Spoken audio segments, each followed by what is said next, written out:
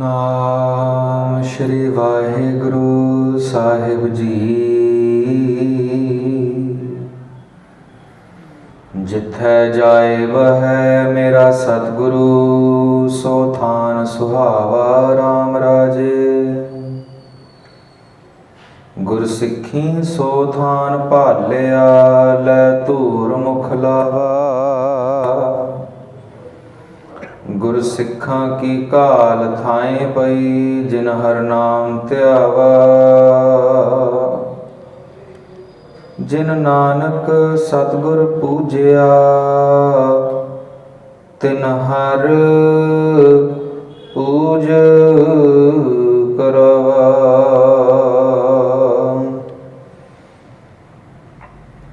नासरो Mansoor Guru Gobind Singh, S दी मंजूर गुरु गोबिंद सिंह।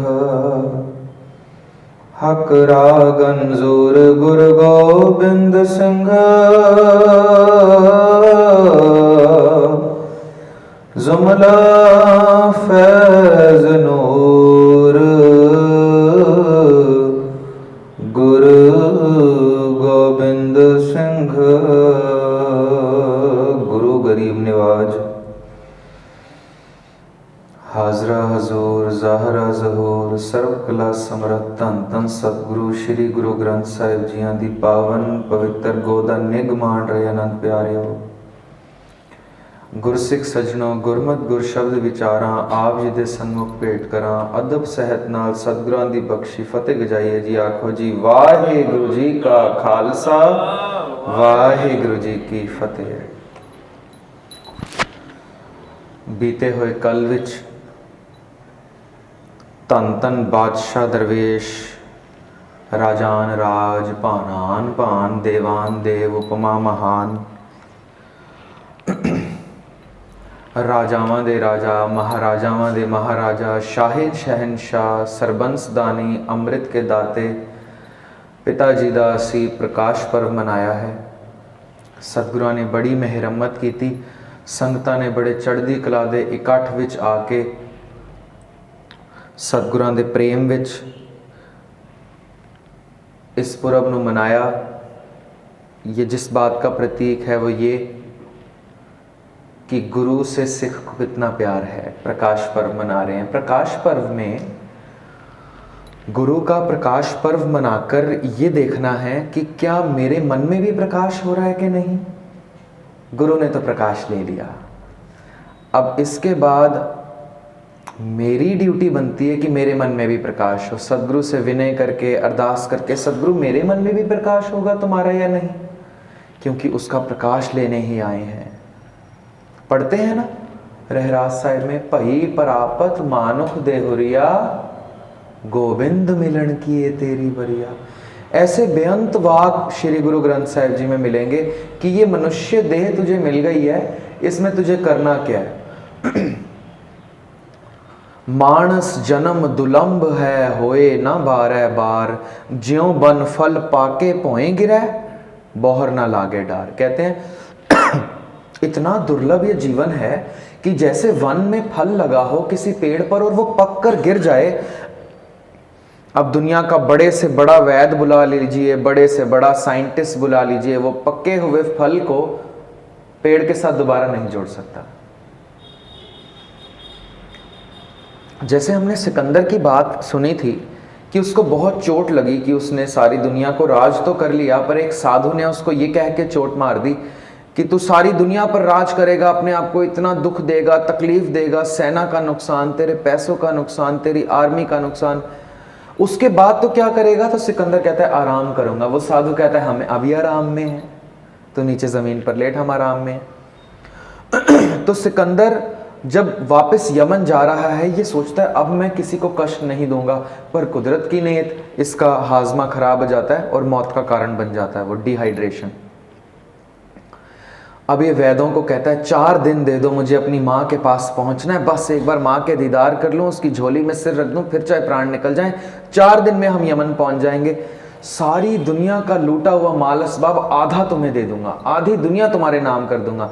ये वैद क्या कहते हैं, सारी दुनिया का माल असबाब, अपना तख्तो ताज, सारी दुनिया का राजभाग भी यदि तुम हमारे नाम कर दे, 4 दिन की सांसें देना तो दूर, तेरे को 4 पलों की सांसें हम नहीं दे सकते। इतना बड़ा बादशाह सिकंदर फिर ये आखिरी 3 ख्वाहिशें रखता है। कहता ठीक है, यदि मैं मर ही रहा हूं तो मेरी 3 ख्वाहिशें पूरी की जाएं। क्या? जब मैं मर जाऊं और मेरी अर्थी को ले जाया जाए तो कफन से हाथ मेरे बाहर होने चाहिए, सारी दुनिया को दिखे, सारी दुनिया को तंग करने वाला, सारी दुनिया को जीत लेने वाला बादशाह भी खाली हाथ जा रहा है। दूसरी ख्वाहिश, जब मेरी अर्थी उठे तो मेरी अर्थी के आगे दुनिया के सबसे उम्दा वैद्य, सबसे बड़े डॉक्टर और हकीम चलने चाहिए, ताकि दुनिया देख सके भगवान का बुलावा आ जाए तो फिर बड़े से बड़ा वैद्य, बड़े से बड़ा हकीम कुछ नहीं कर सकता, अब चाहे कितना मर्जी पैसा हो। तीसरी ख्वाहिश, जितना भी मैंने माल असबाब लूटा है ये मेरी अर्थी के पीछे लुटाया जाए, ताकि दिखाया जाए दुनिया को, सारी दुनिया को परेशान करके इतना माल असबाब लूटने वाला भी एक सिक्का तक साथ नहीं लेकर जा पा रहा है। गुरबाणी में इसको कुछ यूं लिखा है, लंका गढ़ सोने का पया, मूर्ख रावण क्या ले गया। इतनी बड़ी लंका सोने की बनवा दी, मूर्ख रहा तो क्या लेकर गया साथ? साथ भी कुछ जा सकता है। जैसा सतगुर सुनीदा तैसो ही मैं डीठ, विछड़िया मेले प्रभु हर दरगाह का बसीठ। जो हम बिछुड़ गए हैं प्रभु से, यही गुरु बसीठ, वकील, विचोला बन सकता है मुझे प्रभु से मिलाने में। विचोला सिर्फ वही व्यक्ति बन सकता है जिसने दोनों चीजें देखी हो। एक यात्री को मंजिल तक पहुंचाने वाला विचोला सिर्फ वही होगा जो यात्री को तो जानता है पर इसने मंजिल भी देखी हुई है, तभी ये यात्री को मंजिल तक पहुंचा सकता है। अब गुरु ने हमें तो देखा हुआ है पर गुरु ने खुदा को भी देखा हुआ है, इसलिए हमें पकड़कर खुदा के साथ जोड़ सकता है सिर्फ गुरु और कोई भी नहीं। सतपुरख जिन जानिया सदगुर तिसका नाम, उस अल्लाह की सूझ जिसको है उसी को सदगुर कहते हैं। सतपुरख खुदा भगवान, जिन जानिया जिसने समझा है, सदगुर तिसका नाम, सदगुर वही है और कोई नहीं। तिसके संग सिख उधर है, उसके साथ लग के सिख भी तर जाएंगे, बेड़ा पार हो जाएगा। तो हमने रात के दीवान और ये जो 6 दीवानों में हाजिरी पढ़ी, आज 7वां दीवान, इसमें हम यही सीख रहे हैं कि गुरु के साथ कैसे रहना है। गुरु के साथ होने का एकाएक तरीका है, गुरुकुल में पैदा होना नहीं, गुरु के बंगले में रहना नहीं, गुरु के सेवादार या ग्रंथी, भाई, ढाडी, प्रचारक, कवि हो जाना नहीं, गुरु के साथ रहने का कुछ और तरीका है। कहते हैं मेरा सिख वो नहीं है जो बाहर लिबास से दिख रहा है कि मेरा सिख है, या मेरा खून उसके अंदर रगों में दौड़ रहा है कि मेरा बच्चा है तो मेरा सिख होगा, या मेरा रिश्तेदार है तो मेरा सिख होगा। ऐसा नहीं है। अगर ऐसा होता तो पहले ही गुरुदेव हैं बाबा श्रीचंद, जिनका लड़का, पहले ही गुरुदेव श्री गुरु नानक देव जी, जिनका लड़का बाबा श्रीचंद और बाबा लक्ष्मीदास दोनों ही सिक्खी में नहीं है, सिक्खी से बाहर है, उदासीन संप्रदाय चलाते हैं। तो सिख कौन है? इधर तो हद हो जाती है। 7वें गुरु श्री गुरु हर राय साहब जब अपने 14 साल के लड़के को भेज देते हैं औरंगजेब से बात करने, 14 साल के बच्चे को भेज रहे हैं, बाबा राम राय कहते हैं करामात करके दिखानी नहीं, गुरु नानक आपके अंग संग होंगे, सच बोलने से डरना नहीं। अब राम राय जाते हैं, मजनू का टीला गुरुद्वारे साहब मीटिंग होती है, कुएं के ऊपर चादर रख देता है औरंगजेब कि ये गुरु का लड़का बैठे, दिख ऐसे रहा था, थड़ा बना हुआ है, वो था कुआं, चादर रखी थी, ऐसे सेट करी थी कि लगे कि थड़ा है कि ये गुरु का पुत्र बैठे और बैठते सार अंदर कुएं में गिर के मर जाए। अब ये 14 साल के बालक गुरु हर राय साहब के जाते हैं, उनको कहते हैं आप आसन ग्रहण करें, और जैसे ही वो कुएं पे पांव रखते हैं वो चादर ऐसे अहिल, ऐसी पत्थर बन जाती है जैसे यहां पर कोई सिल लगी हो। औरंगजेब सक पका जाता है। 14 साल के बच्चे में इतनी शक्तियां हैं। सिर्फ एक नहीं, इतिहास लिखता है औरंगजेब को 72 करामातें दिखाते हैं ये 14 साल के बच्चे। बाबा राम राय 72 औरंगजेब दिमाग हिल जाता है उसका, यदि इस छोटे से बाल में इतनी शक्तियां इसके पिता में क्या होंगी जो गुरु ही है। अब जब औरंगजेब कहता है शक्तियों के आगे तो मैं नहीं जीत सकता, तो चालाकी इस्तेमाल करता है, पूछता है हमने आशा की वार आपकी पढ़ी है, उसमें लिखा है मिट्टी मुसलमान की पेड़ा पई कुम्हार, काड़ पांडे इट्टा किया जल्दी करे पुकार। आप कहते हैं इस्लाम की मिट्टी जलती है, हम तो मुर्दा नहीं जलाते। आपकी वाणी में ऐसे कैसे लिखा है कि हिंदू और सिख का मुर्दा तो एक बार जलता होगा, इस्लाम के मुर्दे बार बार जलते हैं, लाखों बार चीखते हैं फिर जल के। कहते हैं हम तो जलाते ही नहीं है, कैसे लिखा है आपकी वाणी में ये? अब राम राय घबरा जाते हैं, राजा है ना, राजा ने सवाल पूछा है, तो राम राय क्या कह देते हैं, नहीं जी लिखारी की भूल होगी लिखने वाले की, वहां मिट्टी मुसलमान की नहीं लिखा, क्या लिखा है, मिट्टी बेईमान की। लिखारी की भूल होगी, मुसलमान लिखा गया, वहां लिखना है मिट्टी बेईमान की। अब देखें गुरु साहब का पुत्र है बिंदी पुत्र, खून रगों में दौड़ रहा है गुरु साहब का, पर गुरु साहब इसको सिख मानते हैं या नहीं? जब सदगुरु तक खबर पहुंचती है राम राय ने ऐसे किया, बाणी से फेरबदल किया, सदगुरु कहते हैं राम राय को कौन समझाए कि मैं गुरु नानक जी के जामे में था, जब मैंने गुरु नानक जी का शरीर धारण किया था लोगों ने मुझे गाली निकाली, मक्के में जब मैं गया तो काजी ने मेरी छाती पे लात मार दी, पर मैंने कटु वचन नहीं बोला, कड़वा वचन नहीं बोला।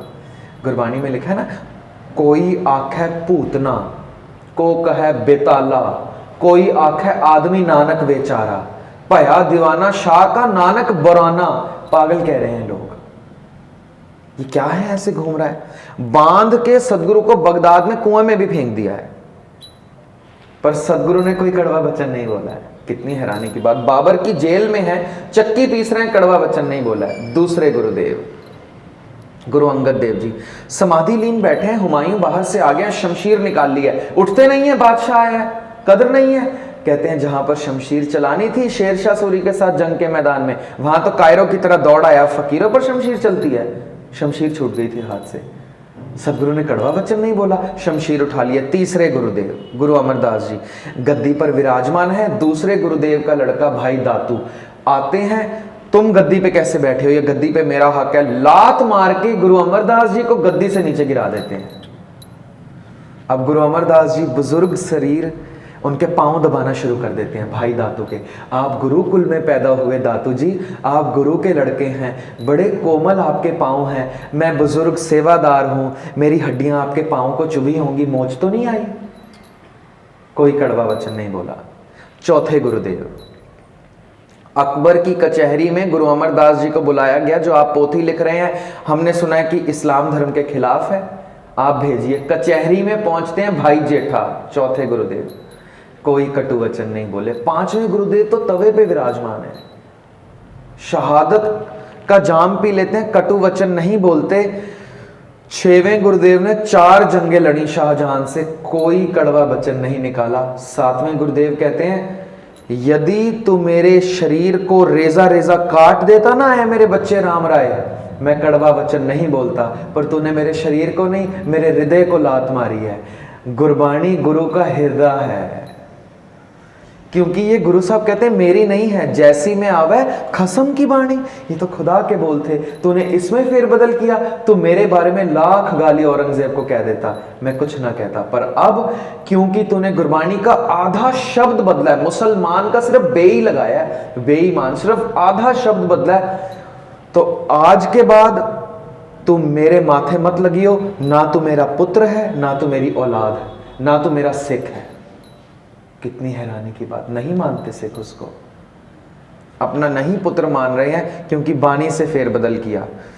ये गालबन बात मुझे ऐसे याद आ गई, नगर कीर्तन में हम थे या फिर यहाँ स्टेज से भी, कल रागी सिंह, आज रागी सिंह जो कथावाचक जो बैठते हैं उधर नगर कीर्तन में भी, यहाँ पर भी ऐसा कुछ बोल रहे थे जो गुरु ग्रंथ साहब में नहीं लिखा, या फिर भाई गुरदास, भाई नंदलाल या दसम ग्रंथ। हमें 4 ग्रंथ पढ़ने की अनुमति है गुरु ग्रंथ साहब की हजूर में, समझें। एक गुरु ग्रंथ साहब की बानी को गाया, पढ़ा और सुना जा सकता है, उसकी विचार हो सकती है। दूसरे हैं दसम ग्रंथ जो श्री गुरु गोविंद सिंह साहब के रचित हैं। तीसरे हैं भाई नंदलाल की गजलें, जो गुरु गोविंद सिंह साहब ने हमें दर्जा इतना दिया कि आप उनकी गजलें मेरी हजूर पढ़ सकते हैं। चौथा है भाई गुरदास की वारें।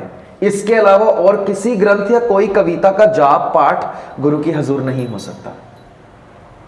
या फिर अगर कविता गा भी रहे हैं तो शब्द में मिला के नहीं गा सकते, मतलब शब्द को हेर फेर नहीं किया जा सकता कि शब्द को इधर उधर कर दिया जाए, क्योंकि वो गुरु ने लिखा है। राम राय ने तो आधा शब्द बदला। कल मेरे कमरे में मुझे लेने आए जो वीर, नाम तो मुझे नहीं पता, कहते हैं हम कीर्तन करते हैं वाहिगुरु की कृपा से, आप एक बात कहिएगा ना, यहाँ पर कच्ची बानी बहुत पढ़ते हैं, जो गुरु ने अनुमति नहीं दी वो पढ़ते हैं। मैं इतना हैरान हुआ, इतने अंधकार में एक दीपक जल रहा है जिसको पता है कच्ची बानी नहीं पढ़नी। मैंने कहा आप क्यों नहीं कहते? कहते हम कहते तो हैं पर ऐसा है, पंजाबी में कहावत नहीं है, घर दा जोगी जोगड़ा बाहर दा जोगी सिद्ध, वो हिंदी में भी कहते हैं घर की मुर्गी दाल बराबर। आप कहेंगे तो कुछ प्रभाव पड़ेगा। ये बात काफी दिनों से मेरे चल रही थी जहन में। कल रात को उन्होंने मुझे फिर कहा, आपने कहा नहीं, रात के दीवान में फिर भूल गए। आज सुबह मेरे को याद नहीं थी ये बात, ऐसे ही आ गई, पता नहीं बीच में कैसे, तो मैं कहता ही चलूं। सदगुरु कृपा करें, चाहते होंगे कि बताता चल। आधा शब्द बदला है। मिट्टी मुसलमान को क्या कहा है? मिट्टी बेईमान। सदगुरु कहते ना तो मेरी औलाद, ना मेरा पुत्र है, और ना ही तो मेरा सिख है। अब जहां को मुंह किया वहीं को निकल जा। औरंगजेब को चिट्ठी डालता है, मेरे बाप ने तो मुझे घर से निकाल दिया है, अब आप ही कुछ कीजिए। औरंगजेब डर बहुत गया था कि 14 साल के लड़के में करामातें बहुत हैं, यदि इसके साथ छेड़छाड़ करी, मुझे ही ना भस्म कर दे। तो इनको एक राजमंत्री बनाकर, प्रधानमंत्री बनाकर एक शहर इनके नाम कर देते हैं। उस शहर का नाम है डून। आज पता है उस शहर का नाम क्या है? वो उस शहर में अपना डेरा लगा लेते हैं तो शहर का नाम पड़ जाता है देहरादून। आज शहर का नाम है देहरादून। ये बाबा राम राय जी को प्रधानमंत्री जिस शहर की मिली थी, ये वो है, औरंगजेब ने दी। ताउम्र सदगुरु ने इनके दीदार ना किए, सदगुरु की जबान से वचन निकले थे, जैसे तूने आज मेरे हृदय को जलाया है, बाणी से हेर फेर करके वक्त आएगा तू जिंदा जलेगा। अपने बच्चे के लिए सदगुरु कहते हैं। और राम राय का अंत पता है कैसे हुआ था? समाधि लीन थे, अपनी पत्नी को कहते हैं, इनमें यह करामात थी कि अपनी आत्मा को निकाल के बाहर चले जाते थे, घूम फिर आते थे। अपनी पत्नी को कहकर गए हैं, वैसे कभी आधे दिन, एक दिन के लिए चले जाते थे, फिर वापस आ जाते थे शरीर में। कहते हैं कि मैं कुछ दिन के लिए बाहर सैर पर जा रहा हूं, मेरे शरीर की संभाल करना। जब 1 दिन, 2 दिन, 5 दिन, 1 हफ्ता गुजर गया और वापस नहीं आए, तो लोगों ने सोचा कि इनकी मौत हो गई है, शरीर तो ऐसे पड़ा है। तो लोगों ने शमशान ले गए। इनकी पत्नी विनती करती रही, मत लेकर जाइए शमशान, ये जीवित हैं, ये आ जाएंगे, पर किसी ने ना सुनी। 1 हफ्ते से जो प्राणी नहीं आया वो अब क्या आएगा? गौरतलब है कि राम राय गुरु गोबिंद सिंह साहब से मिल चुके थे इससे पहले, और गुरु गोबिंद सिंह साहब से चरणों में गिरकर माफी भी मांगी थी। गुरु साहब ने माफ भी किया था, पर यह कहा था कि तेरी कुलें जितनी भी होंगी सबको माफी मांगते ही रहना पड़ेगा, सबको, उसकी माफी से नहीं बहुत हुआ। जितनी भी तेरी कुल, तेरी पीढ़ी में लोग पैदा होंगे, सबको माफी मांगते रहना पड़ेगा खालसा से। आज भी सिख रहत मर्यादा में लिखा है, यदि कोई राम राइया यानी राम राय की कुल से अमृत छकने जाए तो उसको बताना पड़ेगा कि मैं राम राय के कुल से हूं। अमृत तो उसको छका दिया जाएगा सबके साथ, पर साथ में उसको दंड दिया जाएगा कि तू राम राय की कुल से है। खालसा में शामिल कर लेंगे, गुरु साहब बेदखल नहीं करते हैं, कहते शामिल कर लूंगा पर तेरी कुलें तक माफी मांगती रहेंगी। और हम सिखों को ये वचन दिए हैं, सदगुरु ने हुक्म किया कि राम राय की कुल के साथ बैठकर रोटी नहीं खानी, उसकी कुल में बेटी नहीं ब्यानी। आज तक वो भोग रहे हैं, गलती एक की, भोग सारी कुल रही है आज तक। पर सदगुरु ये छूट दे देते हैं कि चलो तुम्हारी कुल को खालसा में शामिल कर लेंगे यदि वो माफी मांगकर आ जाएं। आगे समझ चलो नंद लाला, पाछे जो बीती सो बीती। पीछे मैं गुनाह करता रहा, केस कत्ल करता रहा, तंबाकू खाता रहा, मदिरा का सेवन करता रहा, पतित था, गुरु से दूर था। सदगुरु कहते हैं जिस दिन तुझे समझ आ गई बस वहीं से सवेरा है, कोई बात नहीं, इतने जो पाप किए सब माफ कर दूंगा, इस बिना पर कि आगे समझ चलो, अब दोबारा मत करना। राम राय जी को निकाल दिया घर से, वो देहरादून में बैठ गए हैं। इनके शरीर को जब जला दिया है तो इनकी आत्मा को कहीं खबर हो गई कि तुम्हारा तो शरीर जला रहे हैं। आत्मा जब तक शरीर तक आती, शमशान में आधा शरीर जल चुका था। आत्मा शरीर में प्रवेश करती है, आधा शरीर उठता है, हाहाकार मच जाती है, मुर्दा उठ गया। तो राम राय कहते हैं कि मैं गुरु गोबिंद सिंह साहब के वचन से खालसा में तो सम्मिलित हो गया, पर अपने पिता के वचन से छूट नहीं पाया, जिन्होंने कहा था तूने मेरा हृदय जलाया है, कभी तू भी जिंदा जलेगा। ये राम राय को सजा मिली है कच्ची बाणी पढ़ने की। हम अनंत साहब में पता क्या पढ़ते हैं, सतगुरु बिना होर कच्ची है बाणी, बाणी तक कच्ची सतगुरु बाजो, सतगुरु के बिना होर कच्ची बाणी। आगे सतगुरु जो लिखते हैं, डर लगना चाहिए हमें पढ़ते हुए, कहंदे कच्चे, जो गा रहे हैं वो भी कच्चे हो जाएंगे। हम सच्चे बनने आए हैं या कच्चे बनने आए हैं? अरदास तो है, नानक कचड़ियां स्यों तोड़, ढूंढ सज्जन संत पक्कियां। ए गुरु नानक साहब कह रहे हैं, मेरी ये विनती है कि कच्चों से मुझे दूर कर, तुड़वा दे। खुद ही कच्चे बनने आए हैं, सच्चों के साथ जोड़ दे। क्यों? ओए जीवंदे बिछड़े, कच्चे जो हैं जीते जी बिछुड़ जाएंगे। ओए मोया ना जाई छोड़, जो सच्चे हैं वो मरने के बाद भी साथ रहेंगे। कह रहे हैं कच्चे का साथ भी नहीं चाहिए। और सदगुरु क्या कहते हैं, जो कच्ची बाणी पढ़ रहे हैं वो तो कच्चे होंगे ही होंगे, कच्ची बाणी सुनने वाले भी कच्चे हो जाएंगे। कहंदे कच्चे सुनदे कच्चे, कच्ची आंख वखाणी, जिन्होंने जुबान से कच्ची बाणी का गायन किए कच्चे हो जाएंगे। अब मैं एक दो उदाहरण दे दूं, हम क्या पढ़ रहे थे। ये धुन मैंने गुरुद्वारे में सुनी, यहां पर आकर, वाहो वाहो गुरु गोबिंद सिंह जी, ऐसा लिखा है जी। भाई गुरदास ने लिखा है, वाह वाह गोबिंद सिंह आपे गुरचेला। वाह वाह, गोबिंद के आगे हमने गुरु लगा लिया, सिंह के बाद जी लगा लिया, अपनी मर्जी चल रही है, जहां जो लगाना है जहां जो हटाना है। नहीं लगाया जा सकता, नहीं हटाया जा सकता। हमने तो दो अल्फाज पूरे नए जोड़ दिए। बाबा राम राय ने आधा अल्फाज बदला था, सिक्खी से भी बेदखल हो गए थे, गुरुकुल से भी बेदखल हो गए थे, जिंदा जलना पड़ा था। हमारा क्या हाल होगा? तो इस चीज से बचें। शब्द पढ़ रहे हैं, ऊंच अपार बेअंत स्वामी कौन जाने गुण तेरे, साथ में धारणा जोड़ देते हैं, उच्चा दरबाबे नानक दा मैं शोभा सुन के आया। मुझे यकीन है कि जो मेरी जहन से, मेरे दिमाग से कविता निकली है, गुरु ग्रंथ साहब की कविता से ऊपर हो सकती है क्या? यदि गुरु ग्रंथ साहब का पाठ करके ये कविताएं पढ़ के, ये शब्द पढ़ के मन भर जाए, फिर आम कविताएं पढ़ें। 5867 शब्द हैं, 5867। पहले ये तो पढ़ें, खजाना है हमारे पास बेशकीमती। चलो आपको एक और बात सुना दूं, आपका बड़ा मन खुश होगा ये सुनकर। हम एमए कर रहे थे रिलीजियस स्टडीज़ में, तो हमारे प्रोफेसर साहब थे डॉक्टर शमशेर सिंह। उस यूनिवर्सिटी के वाइस चांसलर थे सरदार जसपाल सिंह, डॉक्टर जसपाल सिंह, अभी भी हैं वो। उनकी ये बात रिकॉर्डेड कई बार यूट्यूब पे भी आपको मिल जाएगी, डॉक्टर जसपाल सिंह डालेंगे तो आपको मिलेगी। वो कहते हैं, हमने श्री गुरु ग्रंथ साहब जी का इंग्लिश ट्रांसलेशन किया और वक्त के राष्ट्रपति के पास गए। वक्त के राष्ट्रपति थे डॉक्टर APJ अब्दुल कलाम, मुसलमान थे। कहते हैं उनके पास गए कि ये वाइस चांसलर थे, वाइस चांसलर बहुत बड़ी उपाधि है, उसके ऊपर सीधा राष्ट्रपति होता है। तो कहते हैं हम राष्ट्रपति के पास गए, तो मुझे कहते हैं, हाँ जसपाल सिंह कैसे आए हो? तो कहते हैं कि डॉक्टर साहब हमने अपने इष्ट, अपने गुरु श्री गुरु ग्रंथ साहब जी का उल्था किया है, ट्रांसलेशन किया है इंग्लिश में। हमारी बड़ी इच्छा है कि आप इसकी इनॉग्रेशन में आए, आप इनॉग्रेट करें इस किताब को। तो डॉक्टर साहब कहते हैं, आप कह रहे हैं आपके इष्ट, आपके गुरु, गुरु की ट्रांसलेशन कैसे होती है? आप किताब को गुरु मानते हैं? कहते हैं हाँ, हम ग्रंथ को ही गुरु मानते हैं। हमारे गुरु साहब ने कहा है, आज्ञा भई अकाल की तभी चलायो पंथ, सब सिखन को हुक्म है गुरु मान्यो ग्रंथ। हम मानते हैं। डॉक्टर साहब चुप हो गए, APJ अब्दुल कलाम।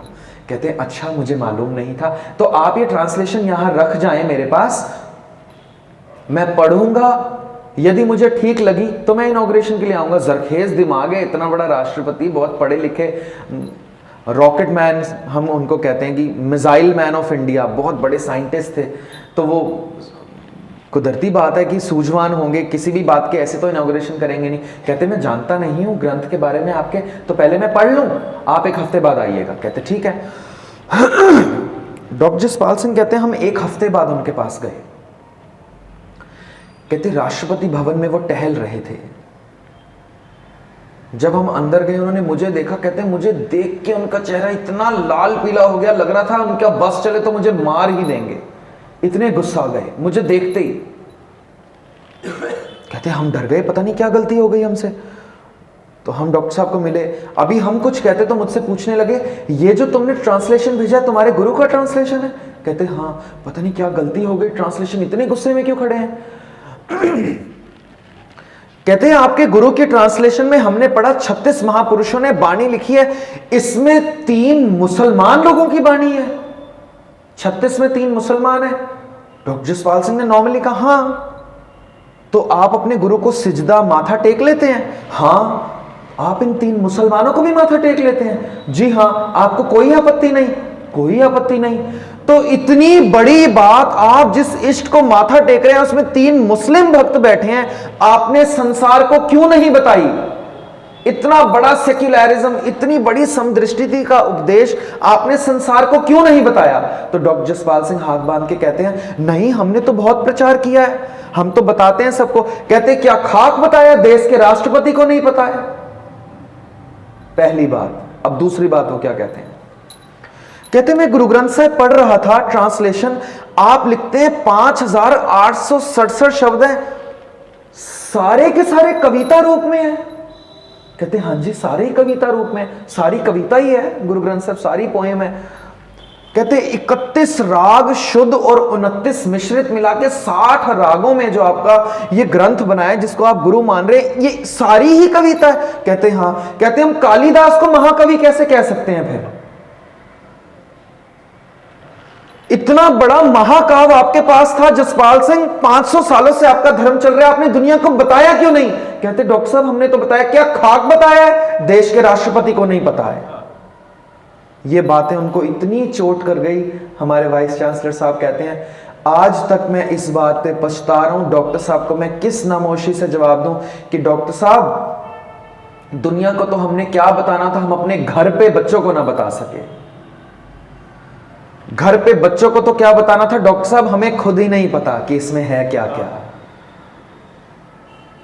मैं रास्ते से गुजर रहा हूं, मेरी जेब से बटवा गिर जाए, कोई पीछे यात्री आ रहा हो, बटवा उठाकर मुझसे पूछे जनाब आपका बटवा गिर गया, आपका है?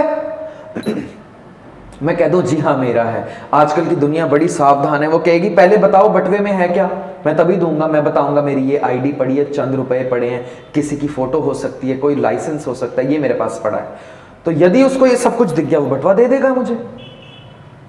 अब कोई गैर धर्म का गुरुद्वारे की दहलीज लांग कर मेरे पास आ जाके भाई साहब आप कहते हैं सभ्य सांझीवाल सदाएं सबका साझा गुरु है, 4 दरवाजे हरमंदिर के बने, सबके लिए उपदेश है। मैं कहूं जी हाँ सबके लिए उपदेश है। फिर हिंदू धर्म के लिए क्या कहते हैं गुरु ग्रंथ साहिब मुझे, और मुझे पता ही ना हो? इस्लाम धर्म के बारे में क्या उपदेश कर रहे हैं, जैनियों के बारे में, बौद्धियों के बारे में क्या उपदेश है, और यदि मुझे पता ना हो तो आप कहेंगे ये बटवा मेरा है? मुझे पता ही नहीं अंदर कौन सी आईडी पड़ी है, क्या खजाना पड़ा है, तो ये बटवा मेरा तो नहीं है। तो ये सामने वाला मानने को राजी नहीं होगा कि ये बटवा मेरा है। पता है हम ये जो छोटी पोथियां होती हैं नितनेम जिससे करते हैं उसको क्या कहते हैं? गुटका। क्या कहते हैं? गुटके के अर्थ क्या है पता है आपको? 2 अर्थ है। एक तो गुट में पकड़ी हुई किताब, गुट हाथ में पकड़ी है। दूसरा ये वो शाही डिब्बी होती थी जिसमें राजे महाराजे अपने हीरे और नगीने रखते थे, ज्वेलरी बॉक्स को कहते थे गुटका। अब बेशकीमती बाणी का खजाना है, पीऊ दादे का खोल डिट्ठा खजाना, तो जिसमें संभालना था उसको कह दिया गुटका। पर अफसोस इस डिब्बी को हमने बांध के रखा, गरीबी में सारी उम्र गुजार दी। मैंने एक दृष्टांत कई स्टेजों से कहा, आज फिर कह जाऊं। एक पिता बहुत बड़े व्यापारी जिनके 2 बच्चे दुकान पर तो नहीं जाते पर पिता की दौलत का आनंद ले रहे हैं, लुत्फ उठा रहे हैं, सारी उम्र लुत्फ उठाते रहे, बहुत अमीर, बहुत बड़े महलों में कारोबारी की तरह रहते रहे। ये समा गुजरा, पिता का आखिरी समाया, दोनों बच्चों को बुलाकर पिता एक संदूक देते हैं जिसमें ताला लगा है, चाबी बच्चों के हाथ पकड़ाकर कहते हैं ये मेरी सारी जिंदगी की कमाई, ये मेरी आखिरी निशानी आप दोनों को मैं देकर जा रहा हूं। पिता चढ़ाई कर जाते हैं, ये दोनों बच्चे संदूक को देख देख के रो रहे हैं, हाय हमारा पिता आखिरी निशानी दे गया। इस निशानी को वो रोज धूफ कर रहे हैं, आखिरी निशानी देकर गया है पिता। बड़ा कीमती रुमाल उसके ऊपर बिछा के रोज उसके आगे आते हैं, हमारे पिता की आखिरी निशानी। पिता ने सारी उम्र की कमाई हमें आखिरी निशानी ये दी है, दुशाला लगाकर चाबी ऊपर रखकर रोज धूप बत्ती कर रहे हैं, रोज पूजा कर रहे हैं, रोज। कारोबार पर तो गए नहीं थे सारी उम्र, तो इनको कारोबार चलाना नहीं आया, कारोबार इनका फेल हो गया। पिता तो चढ़ाई कर गए थे, बिजनेस गिरता रहा, बड़े महल से छोटा घर, छोटे से छोटा, छोटे से किराए के घर पर आ गए। आज गरीबी इतनी फैल गई है कि इनको किराया देना भी ना मंजूर हुआ, मकान मालिक लात मारकर बाहर निकालने वाला है। दरवाजे पर खड़ा कोई एक साधु है,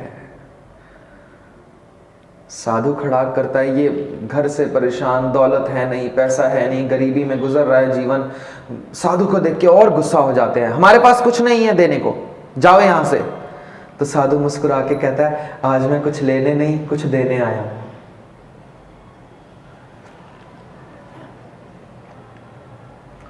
तो ये कहते हैं, तुम क्या देने आए हो हमें, तुम तो भिखारी लग रहे हो शक्ल से।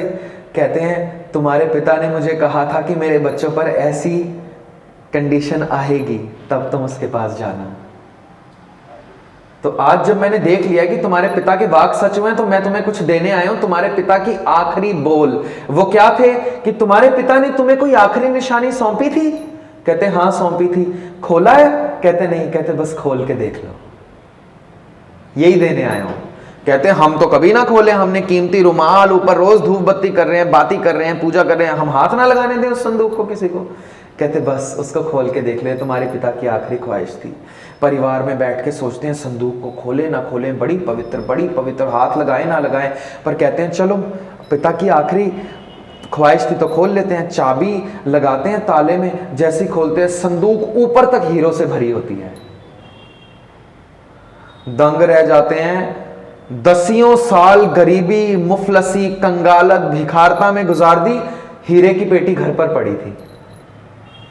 दसियों साल किराए के मकान दर दर की ठोकरें खाते रहे, हीरे खजानों से भरी पेटी संदूक घर पर पड़ी थी।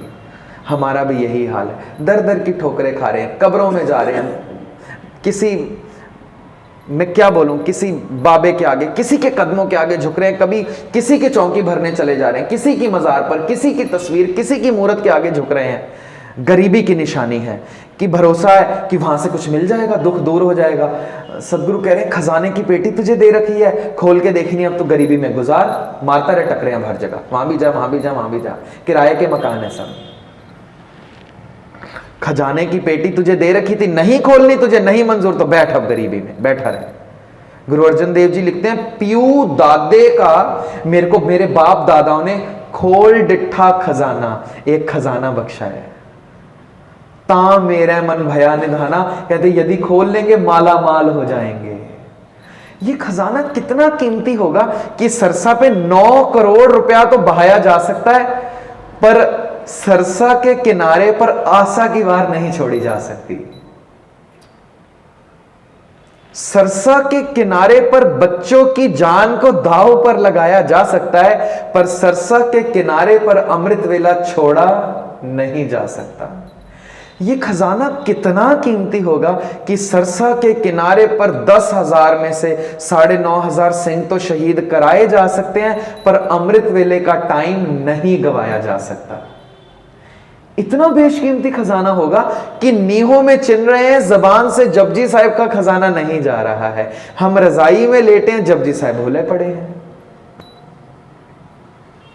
ये कभी बंद कटवा रहे हैं। 95 साल के भाई मनी सिंह जबान से जपजी साहिब नहीं भूल रहा है। हम बड़े कीमती सोफा पर बैठे हैं, जपजी साहिब याद ही कोई नहीं है। ये कैसा बेशकीमती खजाना होगा कि आरे से फाड़ दिया है भाई मतीदास को। एक शरीर बोल रहा है, 2 शरीरों में हिस्सा गिर गया। एक शरीर बोल रहा है असंख्य जप असंख्य पाओ, दूसरा शरीर कहता है असंख्य पूजा असंख्य तपताओ। कैसा खजाना है जो मरने के बाद भी नहीं गवाया जा रहा है, साथ में रह रहा है। तो हमारी मुफलिसी, हमारी गरीबी, हमारी नामोशी, हमारी मायूसी का कारण और कोई नहीं है, हम खुद हैं। क्यों? ये जो खजाने की दान पेटी सदगुरु हमें दे गए थे, हमने कीमती रुमाले दुशालों में भरकर ढक कर इसको रख दिया। आते हैं, माथा टेकते हैं, परिक्रमा करते हैं, थोड़ी देर बैठ के चले जाते हैं। कभी जहमत ही नहीं उठाई कि सदगुरु की ताबिया बैठे, सहज पाठ करें, सहज पाठ के अर्थ जाने। सदगुरु ये खजाना है क्या? मुझे जीवन जीना कैसे, तू बता तो सही।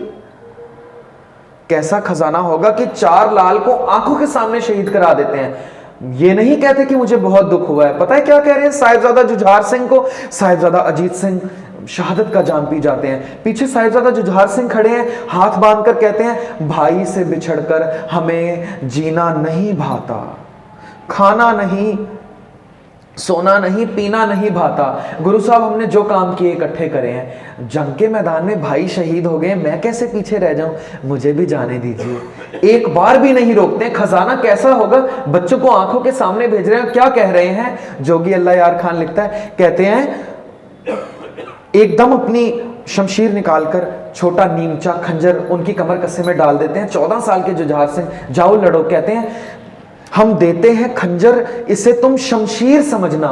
नेजा दिया, नेजे की जगह दादा का तुम तीर समझना। जितने भी इससे मरे उन्हें बेपीर समझना। जख्म आए तो होना नहीं दिलगीर समझना। जब तीर कलेजे में लगे, अपने बच्चे को कह रहे हैं 14 साल के, ऐ मेरे बच्चे तू जंग के मैदान में 10 लाख के सामने जा रहा है, ये खजाना ना गवा दियो। जब तीर कलेजे में लगे सी नहीं करना, उफ मुंह से मेरी जान कभी भी नहीं करना।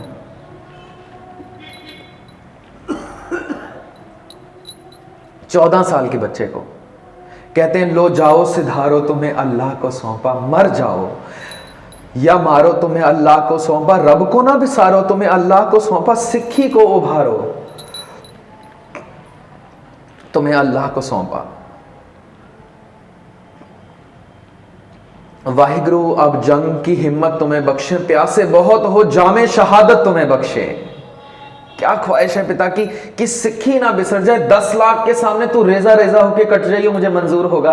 तेरी जबान से जपजी साहब ना भूल जाए। तो क्या खजाना सदगुरु ने हमें दिया होगा। हम नामोशी में, रोग में, दुख में, संताप में, कलेश में, पीड़ा में जो जीवन गुजार रहे हैं, किसी का कसूर नहीं है। दद्दै दोष न देऊ किसै, दोष कर्मा आपने आ। जो मैं किया सो मैं पाया, दोष ना दीजा अवर जना। मेरा दोष है। सदगुरु इतनी अक्ल ही नहीं आई कि ये खजाने की पेटी खोल कर देखें तो सही, इसमें जीवन जीने की क्या सेध है। ये जीवन जीने की ये सेध है कि कीरतपुर की जंग में 13-14 साल के त्यागमल लड़ रहे हैं। माता गुजरी जी महल के ऊपर से देख रही है मेरा पति कैसे लड़ रहा है। पिता गुरु हरगोबिंद साहब देखते हैं 13-14 साल का बाल कितना खूब लड़ा है। नाम है त्यागमल, नाम रख देते हैं तेग बहादुर। तेग बहादुर कहकर कहते हैं ये तेग चलाने का भी धनी होगा, तेग बर्दाश्त करने का भी धनी होगा। कभी तेग चलाई है कीरतपुर में ऐसी कि जंग के मैदान में दुश्मनों को खदेड़ दिया है, पर कभी तेग सहारी है ऐसी कि चांदनी चौक में शरेआम शहीद हो गए हैं। गुरु तेग बहादुर साहब क्या कहते हैं, एक लिखारी लिखता है मैं हां तेग ते परख ले तेग तू ही। जल्लाद जलालुद्दीन जब कहता है कि इस्लाम में परिवर्तित हो जाए नहीं तो मार दिए जाओगे, तो कहते हैं तेरी तेग में अभी वो कहां दम कि मुझे मार सके। तू मर जाएगा, तेरी कुलें मर जाएंगी, तुम्हारा खानदान मर जाएगा, तुम्हारी खलकियत, मुगलिया खलकियत कोई याद तक नहीं करेगा। दिया जलाने को तुम तरसोगे सदगुरु के बाद। तो वो कहते हैं यहां क्या महल खड़े हो जाएंगे जहां आपको शहीद कर रहे हैं। आज देखिए औरंगजेब की कब्र कच्चे गारे से बनी है, ऊपर निजाम हैदराबाद ने संगमरमर की वो जो जाली लगाई है, औरंगाबाद दौलताबाद में वो बाद में लगी। कच्चे गारे से उसकी कब्र बनी है। बारिश आती तो कब्र चो जाती है।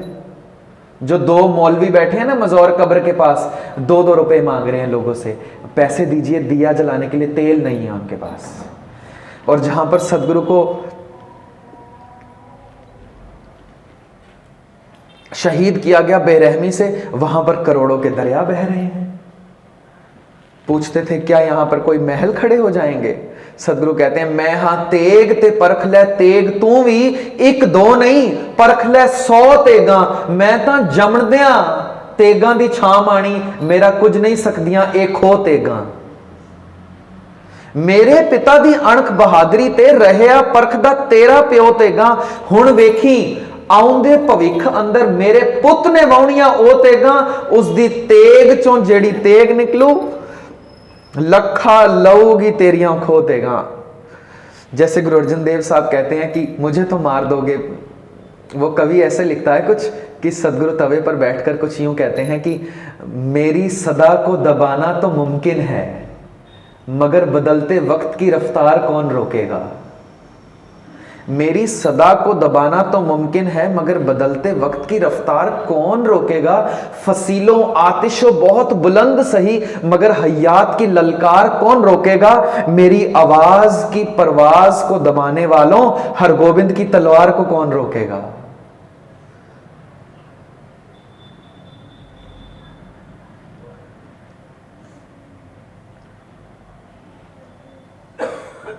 नहीं मुकाबला कर सकोगे तुम हरगोबिंद की तलवार से।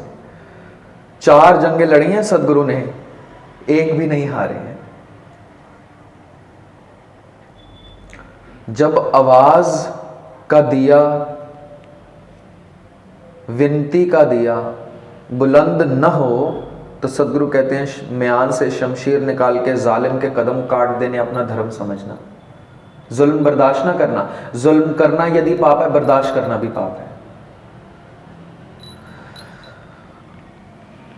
एक तो जुल्म है जो बाहरी ताकत मुझ पे कर रही है, एक जुल्म है जो मेरे अपने मुझ पर कर रहे हैं, और एक जुल्म वो है जो मैं गफलत में अनजानी में अपना नुकसान खुद ही कर रहा हूं। वो यही जहां से हमने बात शुरू करी कि आधा शब्द बदला है राम राय ने, घर से बाहर निकाल दिया। हम तो पूरी वाणी की रूपरेखा बदल के बैठे हैं। अच्छा, फिर हमारे भाव बहुत ज्यादा हैं। कहते हैं तीरा वाले गोविंद सिंह जी, बाजा वाले गोविंद सिंह जी, कलगियां वाले गोविंद सिंह जी, नीले वाले गोविंद सिंह जी, पटना वासी, हेमकुंड वासी। क्या सदगुरु की कलम में कोई कमी रह गई थी जो मुझे ये लिखना पड़ रहा है। सदगुरु तो लिख रहे हैं हेमकुंट पर्वत है जहां सप्त श्रृंग शोभित है, तहां सप्त श्रृंग ते नाम कहवा, पंड राज्य जो कमावा। यदि हेमकुंट का ही नाम लेना है तो हेमकुंट वहां से नाम लीजिए जो सदगुरु की कलम से निकला है। मेरी अक्ल से क्या हेमकुंट खूबसूरत हो जाएगा। तो कोशिश करें नीले के अस्वार शाहसवार कलगियां वाले सरबंस दानी, जितना खूबसूरत नंदलाल जी ने लिख दिया, क्या मैं उससे खूबसूरत लिख सकूंगा। नासरो मंसूर एज दी मंजूर गुरु गोबिंद सिंह, हकरा गंजूर गुरु गोबिंद सिंह, जुमला फैज नूर, हक हक आगा शाहे शहन शाह, बर्दो आलम शाह, खसम राजा का, फायजुल अनवार, काशफुल असरार, अलमुल अस्तार, अब्बर रहमत बार, मुकबुलो मकबूल, वासलो मौसूल, हक हक अंदेश, बादशाह दरवेश। कितना कुछ लिख के वो नहीं थक रहे हैं। अमृत कीर्तन में 4 पन्ने भरे पड़े हैं। हमारे पास तो 4 शब्द भी नहीं होंगे। बाजा वाले, तीरा वाले, नीले वाले, कलगियां वाले, इसके अलावा हम कुछ लिख पाएंगे। तो क्यों ना वही रचना पड़े जो भाई साहब हमें दे गए हैं, भाई नंदलाल, जो प्रमाणित है गुरु साहब की हजूर में। क्योंकि वो खुदा की जबान से आई है, हमें भी खुदा तक पहुंचा देगी। क्योंकि कविता मेरे दिमाग से आई है, ज्यादा से ज्यादा किसी को प्रभावित कर पाऊंगा तो उसके दिमाग तक बस। ऐसा है जैसे अभी मैं आपको ना बताऊं, समाप्ति के बाद मैं चुप करके आपकी शर्ट का एक कोना पकड़ लूं और आपको पता ना चले। अब आप जाएंगे, यहां से जाएंगे कहां। यदि टहलते फिरते भी जाएंगे तो अपने घर ही। यदि आपकी शर्ट का कोना, मैंने आपकी चुन्नी का कोना पकड़ा होगा, तो मैं भी पीछे पीछे कहां पहुंच जाऊंगा, आपके पहुंच जाऊंगा जी, घर आपके। अब जिसकी कविता दिमाग से निकली है, यदि उस कविता को पकड़ा ना, तो मैं दिमाग तक थोड़ा सा ज्ञानी हो सकता हूं बस। ये खुदा के बोल यदि पकड़ूंगा, पता कहां पहुंचूंगा। तुर्की बाणी आई, ये जहां से आई है मुझे वहीं ले जाएगी। आई खुदा से है, इसको पकड़ के रखूंगा कस के, तो मुझे ले भी खुदा तक जाएगी। इसीलिए कच्ची बाणी ना पड़े। सच्चे होने आए हैं कि कच्चे होने आए हैं। फिर कोई मुझे कहता है कि बहुत आसान है जी ये बाणी पढ़नी, लोगों को भी आसान लगती है इसलिए हम पढ़ लेते हैं। मैंने कहा आसानी का मार्ग नहीं है ये तो भूल जाएं। आखा जीवा विसरय मर जाऊं, आखण आसान मार्ग नहीं दिया गुरु साहब ने। लालच देकर नहीं कहा 2 लाख रुपए देता हूं तो सिख बन जा। जैसे कह रहे हैं 2 लाख रुपए दे रहा हूं हमारे धर्म में आ जा, आजकल ऐसा बहुत कुछ है। बच्चों की फीस दे देता हूं हमारे धर्म में आ जाओ। सदगुरु ने कहा धर्म में आना है मेरे, ये तलवार गला मांगती है, लालच नहीं दी। आज भी अमृत छकने जाएं तो वो पूछते हैं 5 प्यारे, यदि आप किसी के दबाव में, प्रभाव में या लालच में आए हैं तो अभी उठ जाएं। सिर वेच लियो मुल महंगा, सिर दे के सिक्खी कमाई जाती है। सरदार लोकी एवं नहीं सानू सरदार आख दे, सिर वे के लइयां सरदारियां ने। तो यदि आसानी ढूंढ रहे हैं तब तो सिक्खी नहीं है आसानी के लिए। और आसानी ढूंढ रहे हैं तो आसान शब्द पढ़ लें जो आसान है, जो सबको याद है, जो मांगे ठाकुर अपने ते सोई सोई, ये सबको याद है, यही पढ़ें। यदि पढ़ने की इच्छा ही है, सदगुरु की उस्तत तारीफ करने की इच्छा ही पैदा हो गई है, तो क्यों ना कुछ ऐसा ही पढ़ें जो सदगुरु ने ही हुक्म किया पढ़ने के लिए। राखा एक हमारा स्वामी सगल कटा का अंतर्जामी, सबको याद है शब्द। थिर कर बैसो हर जन प्यारे सदगुरु तुमरे काज सवारे, क्योंकि सब पढ़ सकते हैं तो आपको भी आसान लगेगा, आप भी यही पढ़ें। तो ये बात इसीलिए बीच में आई कि सदगुरु चाह रहे हैं मेरे प्यारे बच्चे पक्के बन जाएं, ये कच्चे ना रह जाएं, क्योंकि मेरी सुरत प्रभु के चरणों में जुड़ी थी, ये भी पक्के होके जाएं। और मेरे मित्र भी ऐसे ही हैं, जिना दिसंदड़ियां दुर्मत वन्य मित्र साडड़े से, जिनको देखते ही बुराई दुराचारी दूर भाग जाए, मेरे वो मित्र हैं। ऐसी संगत करें जो सच्ची वाणी पढ़ते हो। यहाँ जितने भी प्रचारक, जितने भी रागी, लोकलाइट्स भाई साहब, सेवादार हैं, जहां तक मेरी आवाज जा रही है, इस बात को थोड़ा सा गौर करें। ये बात मैं बार बार, इतना लंबा समय देखो प्रकाश पर्व ना करके पौना घंटे हमने इसी बात पे बात करी। पता है क्यों?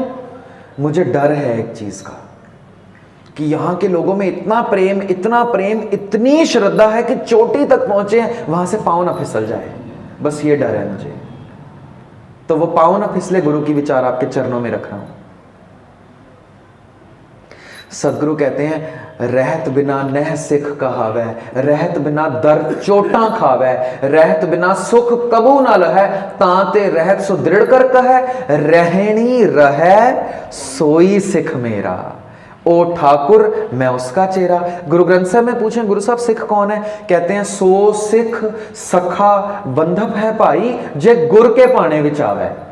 जो गुरु ने कहा है उसको माने, अपने पाने जो अपनी मर्जी का कर रहा है, चाहे कविताएं गा रहा है, चाहे केसों की बेअदबी कर रहा है, चाहे नशा पत्ता कर रहा है, चाहे गुरु साहब को शीश झुका के कहीं और भी झुका रहा है, इष्ट गुरु साहब को मान के किसी और को भी मान रहा है, कहते हैं जो अपने पाने जो चल रहा है भाई विछड़ चोटा खा रहा है। गुरु ग्रंथ साहब कह रहे हैं तो कुछ ऐसा करें जिससे सदगुरु प्रसन्न हो जाए, जिससे सदगुरु का प्रेम हमें मिल सके। मैं फिर कहूं, गरीबी, मुफलसी, मायूसी या नमोशी में अगर जीवन गुजर रहा है तो किसी और का कसूर नहीं, मेरा कसूर है। ये खजाने की पेटी को खोलकर ही नहीं देखा। तो इस खजाने की पेटी को खोलने का पहला तरीका जो हमने सीखा है, रोजाना अमृत वेले जाग के 5 बाणियों का नित्यनेम संभाल कर 6 मिनट कम से कम वाहिगुरु सिमरन करें, सिर्फ 6 मिनट कम से कम। कबीर साहब कहते हैं कबीर एक घड़ी 24 मिनट, कबीर 1 घड़ी सिमरन कर लिया कर। मैं कहूं कबीर साहब टाइम नहीं है तो कहते हैं आधी घड़ी, 24 का आधा 12 मिनट। मैं कहता हूं कबीर साहब 12 मिनट भी नहीं, कहते हैं आधी होते आधी से आधी 6 मिनट तो बैठ जाया कर। भक्तन सेती गोष्ठे जो कीने सो लाभ। पता है क्यों बैठना है? खुदा को मिलना है, खुदा की आवाज हमारे अंदर चल रही है। सभै घट राम बोले, रामा बोले, राम बिना को बोले रे, एकल माटी कुंजर चीटी भाजन है बहु नाना रे, अस्थावर जंगम कीट पतंगम घट घट राम समाना है समाना रे। वाहिगुरु कह रहे हैं सबके अंदर राम बोल रहा है, पर मुझे क्यों नहीं सुनाई दे रहा? क्योंकि साथ में मैं बोल रहा हूं, मेरी भी बात चल रही है, राम भी बोल रहा है। उस शोर में मुझे राम सुनाई नहीं दे रहा। अब उस राम तक, उस वाहिगुरु तक, उस अल्लाह, उस गॉड तक पहुंचना है तो पहुंचना ऐसे कि पहले अपने मन को चुप करा। तो मन को चुप कराने की साधना है सिमरन साधना। जब हम बोले वाहे गुरु, जब ये बोलें तो सिर्फ इसी धुन में ध्यान हो, किसी और के बात सुनकर किसी मूर्ति में, किसी तस्वीर में, किसी ज्योत में या किसी बल्ब में ध्यान नहीं रखना, माथे के यहां भी ध्यान नहीं रखना। जो भी सवाल पूछना है ना, किसी प्रचारक के जवाब पर तब तसल्ली करें यदि वो कहे कि गुरु ग्रंथ साहब ऐसा कह रहे हैं और आपको शब्द सुना दे। तो गुरु ग्रंथ साहब क्या कहते हैं? ध्यान कहां करना है? धुन में ध्यान, ध्यान में जानिया गुरमुख अकथ कहानी। ये जो मैं जबान से नहीं बता पा रहा हूं अकथ कहानी, खुदा कैसा है, ये धुन में ध्यान धर के तेरे को पता चल जाएगा। तो जो वाहिगुरु जबान से निकल रहा है, वाहे गुरु, और ये जो धुन मेरी जबान से निकल रही है, सदगुरु कह रहे बस इस धुन पर ध्यान टिका। ये धुन सुन कानों से, बोल जबान से और हृदय तक ले जा। और मन के जो बाकी विचार है उनसे ध्यान परे होता जाएगा, क्योंकि धुन में जब ध्यान जा रहा है तो कहीं और से ध्यान तो हटाना पड़ेगा। जब कहीं और से ध्यान संपूर्ण हट जाएगा, उस दिन ऐसा समय होगा जब मैं बोलने से हट जाऊंगा, तो सारा ध्यान फिर खुदा में ही। फिर किसकी बात सुनाई देगी? भुगत ज्ञान दया पंडारण घट घट वाजे नाद, फिर वो नाद सुनाई देने लग जाएगा जो खुदा की जबान है, अंदर से सुनेगी। कुछ मिनट सिमरन करें, फिर समाप्ति करते हैं। और रोजाना प्रण करें कि ऐसा सिमरन हम घर पे भी करेंगे। सिमरन बहुत तेज दौड़ दौड़ कर वाहिगुरु वाहिगुरु वाहिगुरु वाहिगुरु वाहिगुरु ऐसे नहीं करना है। ऐसे करेंगे तो नुकसान है? नहीं नहीं, फायदा ही है। नुकसान नहीं है, पर फायदा इतना है कि 100 में से 5-10 नंबर मिलेंगे। पर यदि यही सिलेबस, सेम सिलेबस हमें 100 में से 100 दे रहे तो क्यों ना 100 लें। 100 रुपए का नोट देकर मेरे को 1 रुपए की टॉफी भी मिल जाती है, पर 100 रुपए का नोट देकर मेरे को 100 रुपए का चॉकलेट बड़ा पैक मिल जाएगा, तो पूरा पैक क्यों ना ले, जरूरी एक टॉफी खरीदनी है। तो बहुत तेज वाहिगुरु वाहिगुरु कहकर कई बार ध्यान नहीं जुड़ता। सदगुरु कहते हैं आराम से बोल वाहिगुरु। हर का बिलोवना बिलोवो मेरे भाई, सहज बिलोवो जैसे तत ना जाई। आराम से गा, सहज में आके वाहिगुरु का सिमरन कर। मैं बच्चों को भी यही कहता हूं, संगत के चरणों में भी विनती करूं, रोजाना सुबह उठें, जब स्नान करके हम बाहर आए तो 6 मिनट का अलार्म लगाकर मोबाइल रख दें दूर और बैठकर सिमरन करें, बहुत शांति मिलेगी। जब बहुत दिन सिमरन हो जाए, कई महीने, फिर 6 के 7 मिनट कर लें, कई महीनों के बाद 8, कई महीने में इस्तेमाल कर रहा हूं। ये नहीं कह रहा कि आज 6 तो कल 10, नहीं। ओवर ईटिंग नहीं करनी, बदहजमी हो जाती है ओवर ईटिंग से, ठीक है। ज्यादा नहीं खाना, तो पहले 6 मिनट ही से शुरुआत करेंगे, उसके बाद कई महीनों तक जब प्रैक्टिस हो जाएगी, निरंतर चलता रहेगा, फिर 7 मिनट। और मैक्सिमम कहां तक पहुंचना है? 24 घंटे तक। 24 घंटे सिमरन करना है। सांस सांस सिमरो मन अंतर की उतरे, सांस सांस तक पहुंचना है, पर एक दिन में नहीं पहुंच जाएंगे। कई बार तो एक जन्म में भी नहीं पहुंच पाएंगे, कई बार सैकड़ों जन्म में भी नहीं पहुंच पाएंगे। कबीर साहब कहते हैं ना, अब की बार बख्श बंदे को बहर न पाओ जल फेरा। सदगुरु कृपा करें। 6 मिनट से शुरुआत करते हैं। कैसे करेंगे? अलार्म लगा लिया, मोबाइल रख दिया दूर, हाथ जोड़ेंगे, आंखें बंद। एक बार मैं बोलूंगा और एक बार आप बोलेंगे। आप अपने बच्चों तक भी ये मैसेज लेकर जाएं कि यदि खुदा के पास आए हैं इस खजाने की पेटी को खोल के देखने, तो खुदा ही हो जाने आए हैं। खुदा हो जाने के लिए, उसका रूप हो जाने के लिए अपने मन को शांत कराना है। अपने मन को इसलिए शांत कराना है ताकि खुदा की आवाज बीच से आए। जब खुदा की आवाज आएगी तो उसके दर्शन भी हो जाएंगे। दरमा दे ठांडे दरबार, तुझ बिन सुरत करे को मेरी, दर्शन दी जाए खोल की बाट। तो 2-3 मिनट सिमरन करते हैं और ऐसे हम रोजाना करें तो बहुत भला होगा। प्रकाश पर्व मनाए सफले हो जाएंगे। सदगुरु आज तक तेरी याद में नहीं जुड़ता था, अब से तुम कृपा करना कि अब से तो जुड़े, कम से कम 6 मिनट जोड़ लें हाथ। प्रैक्टिस करते हैं कैसे करना है। एक बार मैं बोलूंगा, पीछे आप बोलेंगे। वाहे गुरु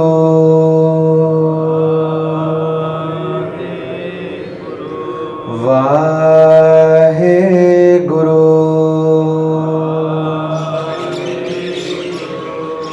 वाहे गुरु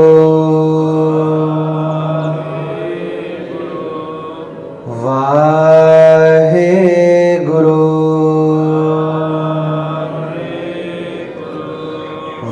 वाहे गुरु वाहे गुरु वाहे गुरु वाहे गुरु वाहे गुरु। जो ज़बान से धुन निकल रही है इसी पर ध्यान देना है, इसी धुन को कानों से अंदर लेकर जाना है। और ये घंटा नाद हो, गूंजती आवाज हो, एकदम बंद ना हो। वाहिगुरु वाहिगुरु ऐसे ना होकर जैसे मंदिर का घंटा बजता है, आवाज करके ही तो भगवान के दर्शन कर सकता है। प्रतीक है, तू भी आवाज करके खुदा के बोल सुन सकता है। वाहे गुरु घंटा नाद इसको कहते हैं, गूंजती आवाज़ जो एकदम बंद नहीं होती, धीरे धीरे मेरे सिर से अंदर मेरे कंठ, कंठ से अंदर मेरे हृदय तक प्रवेश करे। कुछ देर हम प्रैक्टिस करें, सदगुरु मेहरमत करें। वाहे गुरु वाहे गुरु वाहे गुरु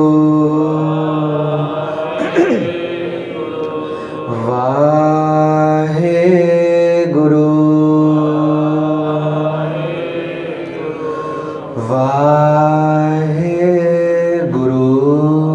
गुरु वाहे गुरु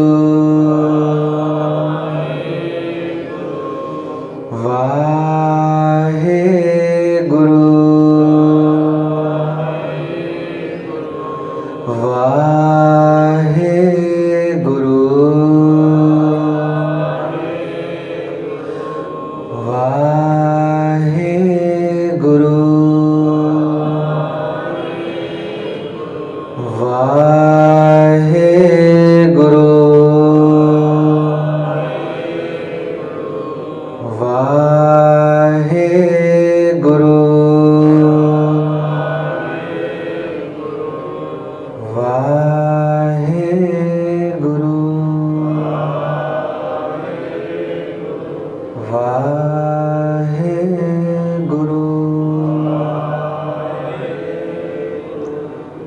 वाहे गुरु वाहे गुरु।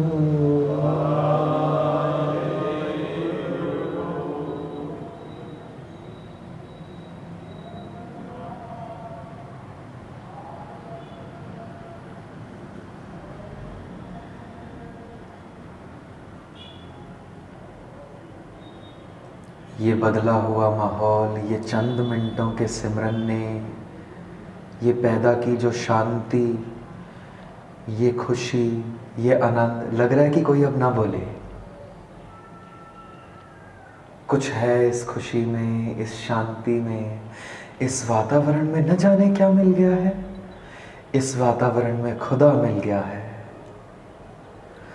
यदि चंद मिनटों का सिमरन हमें इतना आनंद दे सकता है, यकीन लगा सकते हैं, अंदाजा कर पाएंगे 24 घंटे जिसके अंदर चल रहा है उसको क्या आनंद होगा।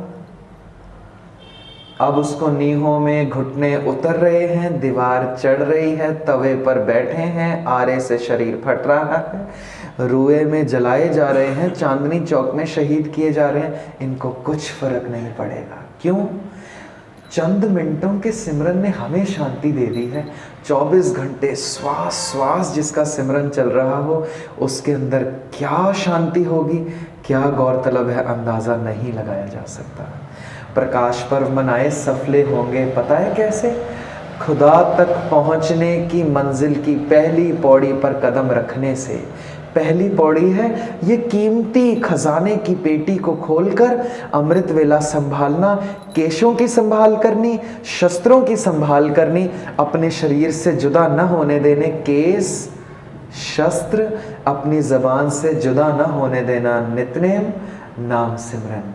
यदि ये 6 मिनट का सिमरन जारी रहा, मस्कीन साहब बोलते हैं 30 दिन अगर आपने किया, एक ही जगह पर एक ही समय पर बैठकर, रोज़ाना 5 बजे अपने ड्राइंग रूम के एक ही जगह पर बैठकर, रोज़ाना 5 बजे अपने बेडरूम में, या फिर रोज़ाना किसी भी एक समय पर आप किसी स्पेसिफिक जगह पर बैठ रहे हैं, मस्कीन साहब कहते हैं 30 दिनों में 6 मिनट के सिमरन से ये जगह इतनी चार्ज हो चुकी होगी। जगह, इंसानों ने तो चार्ज होना ही होना है, वो जगह इतनी चार्ज हो चुकी होगी कि नास्तिक से नास्तिक, दुराचार से दुराचार, शराबी से शराबी आदमी को लाकर यदि उस जगह पर बिठा दिया जाए तो उसके मुंह से वाहिगुरु निकल पड़ेगा, खुद ब खुद, कहने की जरूरत नहीं पड़ेगी। आखिरी छोटा सा दृष्टांत देकर, क्योंकि आज का आखिरी दीवान है, मैं सोचकर आया था 4, 5, 6 को दीवान है तो 3 दीवान होंगे। आपको पता है कितने दीवान हो गए? 13। 13 दीवानों में सदगुरु ने हाजिरी भरवाई है। 13, मैं तो गिन गिन के खुद हैरान हो रहा था। 3-4 दिनों में 13 दीवानों में हाजिरी सदगुरु ने कृपा करी है। किसी ने भाई गुरदास से पूछ लिया, आप कहते हैं वाहिगुरु गुर मंत्र है, जप हो में कोई अहंकार टूटता है वाहिगुरु बोलने से? अहंकार जो इतनी बड़ी दीवार है कि वो कूड़ा है टूटता है पाल, ये टूटती है जबान जब कहती है वाहे गुरु। तो भाई गुरदास से कोई पूछता है, इतना छोटा सा नाम जन्मों जन्मों की अहंकार की बड़ी दीवार, ये छोटा सा नाम कैसे तोड़ेगा? इसमें क्या वजूद की इतनी बड़ी दीवार तोड़ दे? भाई गुरदास एग्जाम्पल देते हैं, कहते हैं जैसे हीरा हाथ में तनक सो दिखाई देत, मोल किए दम कन परत पंडार जी। कहते हीरा भी बहुत छोटा सा हाथ में दिखाई देता है, पर जब बेचने जाए तो माला माल हो जाते हैं। कैसे? कहते हैं जैसे बट बीज अत सूक्ष्म स्वरूप हो, तो बोए से विबिंद करे बिरखा विस्तार जी। कहते बोड़ बरगद का जो बीज होता है, बरगद जितना बड़ा नहीं होता, राई के दाने जितना छोटा होता है, ये बोते हैं तो बरगद जितना फैल जाता है। फिर कहते हैं जैसे हुंडी, जैसे बर बांधे हुंडी लागत ना भार कछ, आगे जाके पाइयत लक्ष्मी अपार जी। कहते चेक में सिर्फ लिखा होता है 1 करोड़, कितना सा चेक है? इतना सा चेक है, हाथ में जेब में भी डाल सकते हैं, कोई भार भी नहीं है, पर जब उसको कैश कराने जाएगी तो कितना पैसा मिल रहा है। कहते खूब ऐसी तरह तैसे गुर बचन सचन गुर सिखन में, जानिए महात्म गहे ही हरिद्वार जी। ये जब तक हरिद्वार गुरु के घर में नहीं आओगे ये महात्म नहीं पता चलेगा। है छोटा सा दिखने में वाहिगुरु, पर जब कैश कराने जाओगे बड़े बड़े गुनाह माफ कर सकता है। छोटा सा वाहिगुरु, सिर्फ जबान कहे वाहिगुरु, कान सुने हृदय में प्रवेश हो। गाविए सुनिए मन रखिए पाओ, दुख पर हर सुख कर ले जाए। इतने दिनों की सेवा सदगुरु ने सिर पे हाथ रख के ली। सदगुरु का रोम रोम करके ऋणी शुक्रगुजार हूँ कि सेवा खुद ली है। संगत ने गुरु रूप होकर आशीष बख्शी है, खूब प्यार दिया है मुझे, अपने बच्चों की तरह आपने पाला मुझे 4-5 दिन। मैं आपका भी ऋणी हूँ। मेरे कोई कटु वचन, कुछ कड़वे वचन यकीनन होंगे, मैं गलतियों का पुतला हूँ, तो आप माफ़ कर देना। यदि माफ़ न किया तो मुझे गाली देना, मुझे मार लेना बाहर जाकर, पर अपने हृदय में कोई मैल ना रखना, उससे खुदा से दूरी बनेगी। मुझे मारकर रंजिश यहीं ख़त्म करना, पर खुदा के लिए प्रेम हृदय में बिठाना। केस शस्त्र नित्नेम नाम सिमरन की संभाल कर लेंगे तो गुरु के और नज़दीक हो जाएंगे। मुफलिसी गरीबी दुख कलेश से छुटकारा पा लेंगे यदि गुरु के खजाने को खोल लेंगे। मेंबर साहिबानों का बहुत बहुत धन्यवाद जो उन्होंने आपके दीदार कराए। भाई नरेश सिंह जी का मैं तो इनका कर्ज नहीं अदा कर सकता, बहुत गुरसिख है। जो भाई महेंद्र सिंह जी हैं मैं कर्ज नहीं अदा कर सकता। भाई मनी सिंह जी, ऐसे गुरसिखों के दीदार हुए, मैं रोम रोम करके धन्यवाद करता हूँ आप प्यारी संगत का। फिर कभी दर्शन हुए तो आपके ज़रूर करेंगे। नदी नाव संजोगी मेले इस बार इतनी सेवाएं परवान करनी। आप सबको श्री गुरु गोबिंद सिंह साहिब के पावन प्रकाश पर्व की कोटान कोट बधाइयाँ, भूल चूक की क्षमा। वाहेगुरु जी का खालसा, वाहेगुरु जी की फतेह। भाई साहब, ये आनंद साहब का पाठ, आनंद साहब का पाठ। रामकली महलाती